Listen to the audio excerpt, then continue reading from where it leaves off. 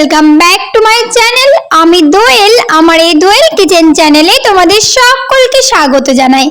By the way, কেমন আছো বন্ধুরা? আশা করি ভালো আছো। তো যেমনটা দেখতে পাচ্ছ, আজ আমি তোমাদের সঙ্গে শেয়ার করতে চলেছি ম্যাঙ্গো লস্যি রেসিপি। তো চলো দেরি না করে দেখে নেওয়া যাক কিভাবে বানালাম। ম্যাঙ্গো লস্যি বানানোর ক্ষেত্রে তোমরা যে কোনো ধরনের আম ব্যবহার করতে পারো। যাই হোক, আমি এখানে একটা মিডিয়াম সাইজের আম নিয়ে নিয়েছি। তারপরে আমটা ভালোভাবে ধুয়ে একটা ছুরির সাহায্যে এরকম ভাবে একটু ডিজাইন করে কেটে নিয়েছি। তোমরা ডিজাইন করে না কাটলেও পারবে, শুধু আমের পাল্পটা বের করা নিয়ে দরকার। তো দেখো, এখানে নিয়ে নিয়েছি একটা মিষ্টি দই। তোমরা টক দই নেবে, আমি টক দই খেতে একদমই পছন্দ করি না, তার জন্য মিষ্টি দই নিয়েছি। আমগুলো এরকম ভাবে কেটেছি বলে কত সুন্দর লাগছে দেখো গাইস।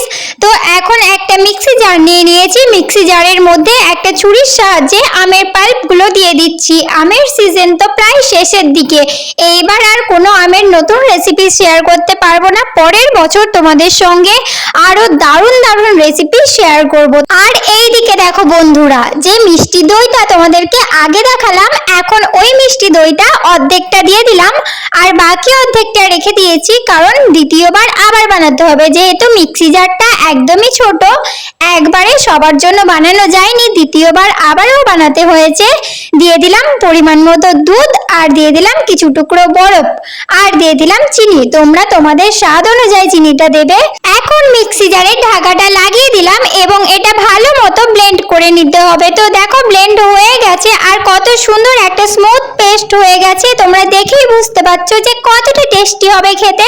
এই যে গরম পড়েছে, এই গরমের মধ্যে ঠান্ডা ঠান্ডা ম্যাঙ্গো লস্যি খেতে কার না ভালো লাগে। তো এইটুকু ম্যাঙ্গো লস্যিতে তো আর কিছু হবে না, আর একবার বানাচ্ছি, কারণ এইটুকু ম্যাঙ্গো লস্যি তো একজন খেয়েই শেষ করে দেবে। তো আগের মতো ঠিক একইভাবে বানিয়ে নিচ্ছি। প্রথমে আমের পাল্পগুলো দিয়ে দিলাম, তারপরে দিয়ে দিলাম টক দই, পরিমাণ মতো চিনি, আর হ্যাঁ, দুধটা কিন্তু আমি আগেই ফ্রিজে ভরে রেখেছিলাম। তো দুধটা প্রচন্ড ঠান্ডা ছিল, ওই ঠান্ডা দুধটাই দিয়ে দিলাম। তারপরে পুরোটা ব্লেন্ড করে নিয়েছি।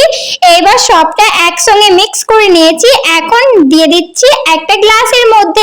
দেখেই যেন লোভ লাগছে গাইস, এটা খেতে এতটাই টেস্টি ছিল যে তোমরা একবার বাড়িতে বানিয়ে না ট্রাই করলে বুঝতেই পারবে না। এর মধ্যে দিয়ে দিলাম কয়েক টুকরো বরফ, আর দিয়ে দিলাম আমের পাল্প, আর অল্প কিছুটা দই দিয়ে দিলাম। আর যাতে দেখতে সুন্দর লাগে তার জন্য দিয়ে দিলাম কয়েকটা জেমস।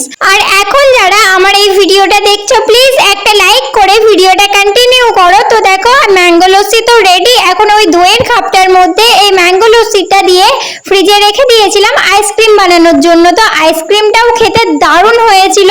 আমার এই ভিডিওটা তোমাদের কিরকম লাগলো কমেন্টে জানাও। যদি ভিডিওটা ভালো লেগে থাকে তবে প্লিজ আমার চ্যানেলটিকে সাবস্ক্রাইব করে দাও, আমার পাশে থাকো, যাতে আমি পরবর্তীকালে আরো সুন্দর সুন্দর ভিডিও তোমাদের কাছে নিয়ে আসতে পারি। তো আজকের জন্য এইটুকুই বন্ধুরা, দেখা হবে পরবর্তীকালে একটা নতুন ভিডিওর সঙ্গে। আজকের জন্য এখানেই সমাপ্তি। Bye guys.